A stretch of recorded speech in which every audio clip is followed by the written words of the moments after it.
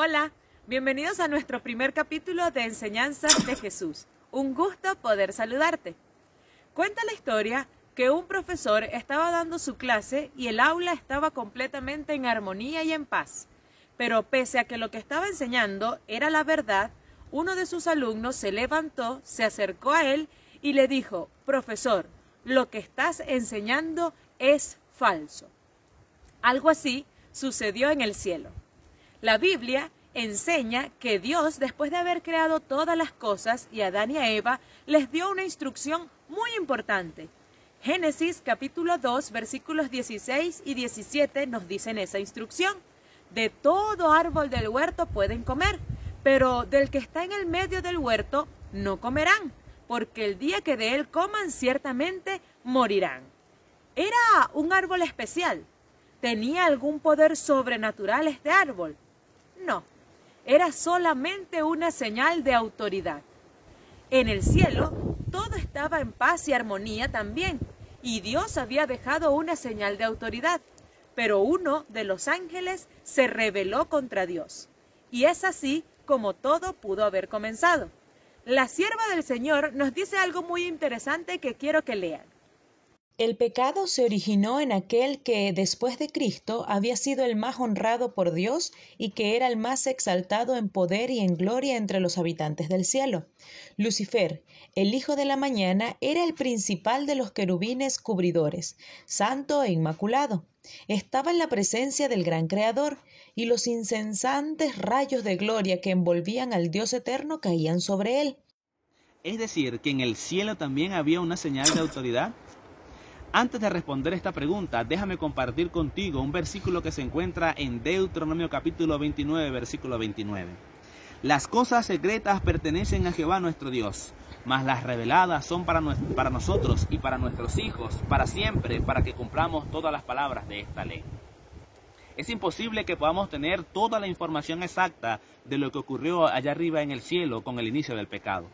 Pero la Biblia nos da a nosotros indicios de lo que ocurrió para que podamos tener cierta información.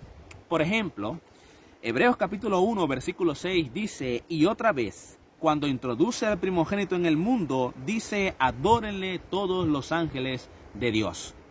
La palabra griega para y otra vez es la palabra palin, que tiene una connotación acerca de una acción que en algún momento ocurrió y que vuelve a ocurrir.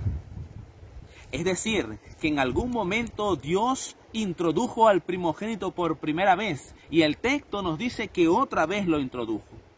Pero ¿cuándo introdujo Dios a Jesucristo para que los ángeles lo adoraran? Hubo una primera vez y esa era la señal de autoridad en el cielo. San Juan capítulo 1, versículo 3 dice que todas las cosas que existen en el universo fueron creadas por Jesús y nada de lo que fue creado sin Él. Es decir, que Él fue el que creó todo.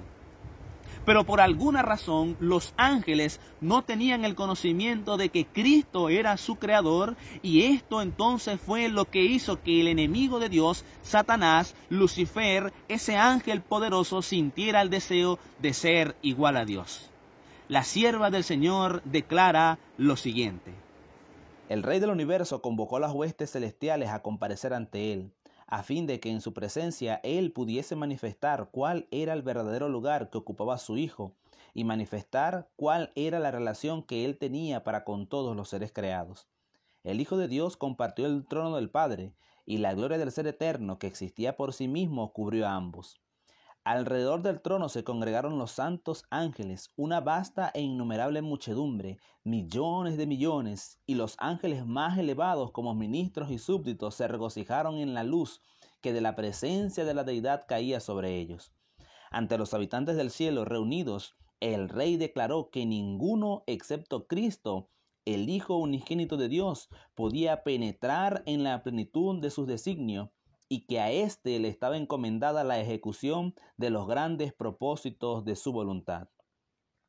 Los ángeles reconocieron gozosamente la supremacía de Cristo y, postrándose ante él, le rindieron su amor y adoración. Lucifer se postró con ellos, pero en su corazón se libraba un extraño y feroz conflicto: la verdad, la justicia y la lealtad luchaban contra los celos y la envidia. Sucede lo mismo hoy en día.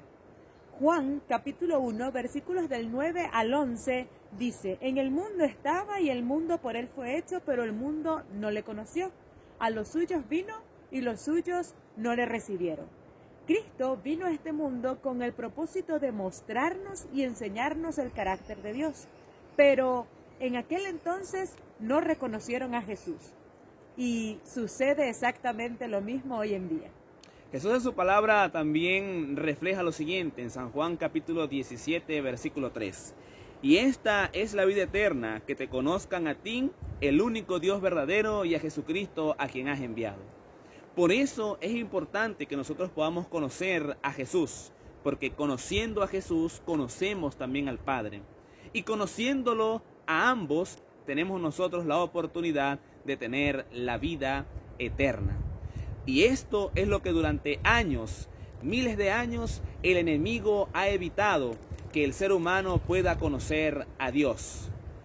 Por eso te invitamos a través de nuestros videos, Enseñanzas de Jesús, a que a través de cada enseñanza de Cristo podamos nosotros conocer a Dios, podamos tener comunión con Dios y de esa forma tener la oportunidad de acceder a la vida eterna. Que Dios te bendiga, que Dios te guarde.